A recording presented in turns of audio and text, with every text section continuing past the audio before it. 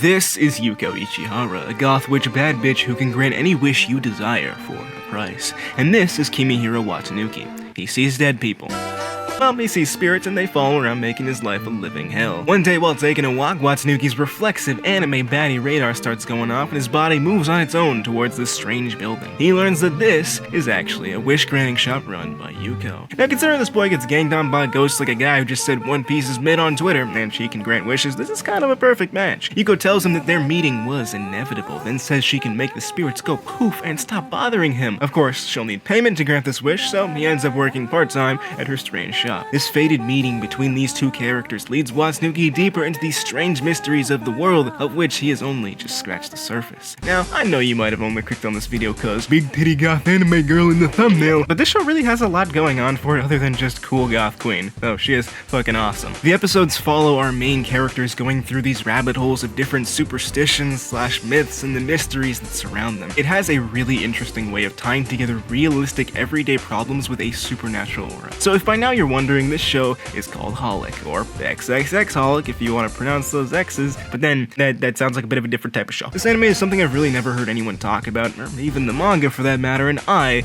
would like to change that. Now, for some context, it's not like this series is some crazy under-budget hidden gem. It had big-name VAs, a credible studio, and its source material was written by the legendary mangaka group Clamp, known for all of these. In fact, it was written alongside another famous work of theirs called Tsubasa Chronicle, and the two series would occasionally cross over in the manga. Not really in the anime though, and I kinda preferred that because shit gets real confusing there, but that's besides the point. Like all things, Holic is starting to become a relic of the past, but this is really one of my favorite little spooky spook shows, and I think it deserves a lot more attention than it's got. So why exactly do I say it's so incredible? Why should you give it a shot? Well, one of the main parts that makes Holic so good is those sweet, sweet vibes, baby. I'm talking the tingles, the shit that makes you feel all woo! Holic throws this cool, mysterious atmosphere at you that in and of itself is an incentive to keep watching. There are ghosts, ghouls, fun dudes, stupid idiot people, and bad bitches. Now, I know I've already said that, but I want to emphasize, she unlocked something within me. The vibes here are constantly intriguing. Every new encounter that we have raises more questions that you just need the answer to. Like, why are there so many spirits causing trouble to random dudes? Why is this shop sometimes invisible? And why the fuck is there a talking alcoholic stuffed animal who's drinking buddies with Yuko?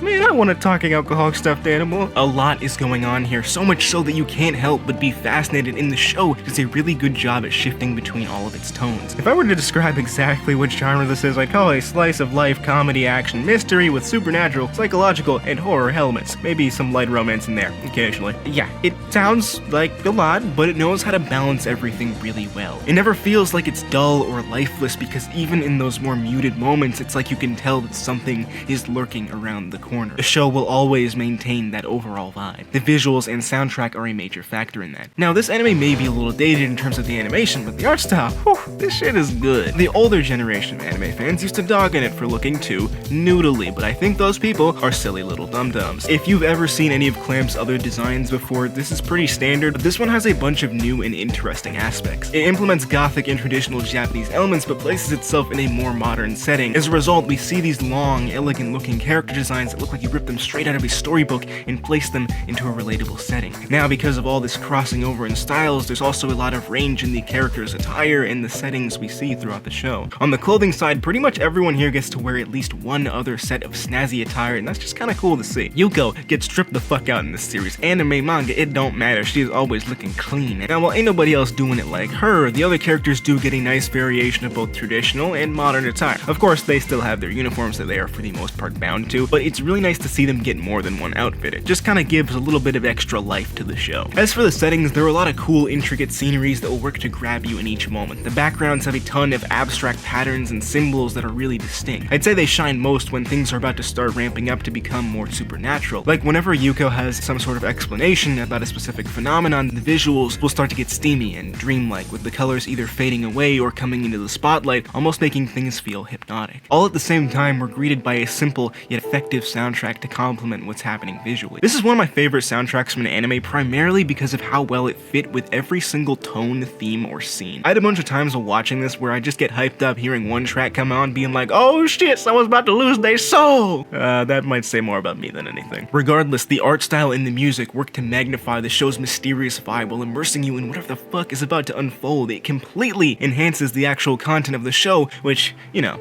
is pretty good. Progressing through the story reveals just how intricate this world is. Spirits who are initially feared as these dangerous beings are revealed to be much more complex. There are deities, lost souls, and while these creepy, crazy monster things do exist, a lot of them aren't like that. Whenever we go into the spirit world or spirit-related places, we start to see that a good chunk of them are pretty normal dudes just trying to live their lives. Like one spirit is just some hippo guy who goes around collecting dreams in his balloons. That motherfucker is cool as shit. Watanuki will often befriend quite a few of these spirits and they'll all teach him new things about the world. The whole outlook on the supernatural in the show is so diverse and well developed. It doesn't even take being in some spirit place for us to learn new things. In fact, most of the important ideas are presented through Yuko's customers. A variety of people come to visit the shop and each person has their own problem to work through. There's a strange lady who lies all the time, a depressed twin, and even the average Twitter user. Despite these pretty much being one-off characters, they are all surprisingly well developed. Their struggles are grounded in reality, usually relating back to an individual flaw or a particular bad habit that has become so extreme they start to experience a strange occurrence. Yuko always knows exactly what to do and has really unique ways of granting their wishes, of course for a price that is equal in relation to the wish. If you've ever seen the Monogatari series, you degenerate. She operates in a very similar way to Oshino, where she kinda guides them into realizing the problem for themselves. In fact, these two shows have a lot in common, minus, like, vampires and toothbrushes. Now, while every customer situation gets resolved in the end, it's not always going to be this perfect conclusion. Some episodes will leave you with this really melancholic feeling that brings us back to reality. The choices that these people make and the nature of their wishes have implications. Those more somber moments hit especially hard because we see everything through Watanuki's lens. In classic protagonist fashion, he always tries his absolute hardest to help people despite constantly being confused and constantly getting hurt along the way. In meeting all these new people, he gets a better understanding of their circumstances and he's able to empathize with their experiences. Ultimately, the link that forms between them, no matter how small, will impart these important messages onto him. The series really makes a point to show the viewer that the connections we form with others are crucial for the flow of life, and this is really the center point for Holic. One of the most notable ways we see this is through Watanuki's relationship with the main cast. Early on in one episode, Watanuki's crush Himawari needs some help because some high schooler summoned a mega ghoul, because I guess they had literally fucking nothing else to do. Instead of accepting her request, Yuko deflects it onto the Noodle Man, that way she won't need to take any payment from Himawari. But before Watanuki sets out, Yuko's like, yo, your soul's gonna get munched on, you're gonna need to go with someone. So she calls up this guy he hates called Domeki. Domeki is a stone cold motherfucker. He's calm, blunt, doesn't see ghosts, but his sheer aura has the power to purify them. Everyone will be like, bro, the spirits, they everywhere. And he'll be like, alright. This guy's pretty cool. Long story short, Watanuki puts on some cat ears, the two team up, and surprisingly / not so surprisingly, they're actually a good team. With Yuko's guidance, they get rid of the big spooky and go back to business as usual, mildly hating each other, but oh wait, would you look at that? They're kinda bros now. Wow, what a shocking development that nobody in the whole wide world galaxy could have ever seen coming. Alright, listen, everybody knows that opposites attract. Like me and Hennessy. Excuse me.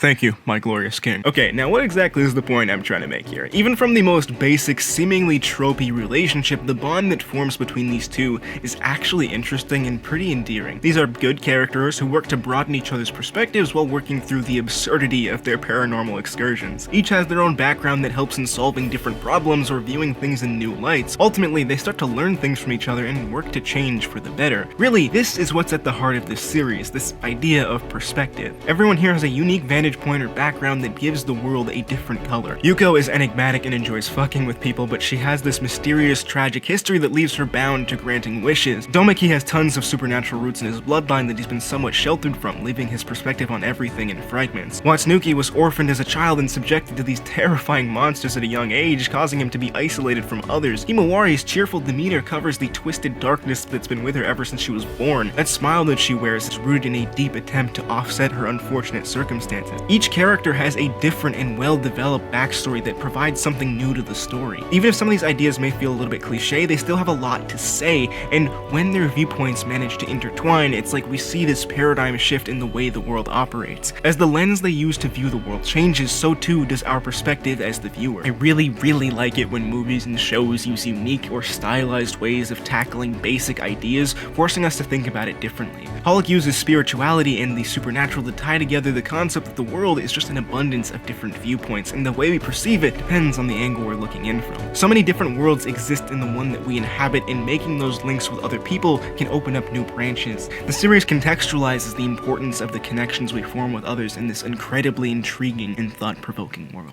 Overall, Holic is just the type of show they don't make no more. From the art style to the music, its atmosphere is so distinct and reminiscent of the bygone era, being 2006. I love the show for a lot of reasons, and I really think if anything I've said here sounds remotely interesting to you, you should definitely give it a shot. And hey, you may even find yourself looking at life in some new ways after going through this one. 'Cause I know I have. Goth Baddie Supremacy!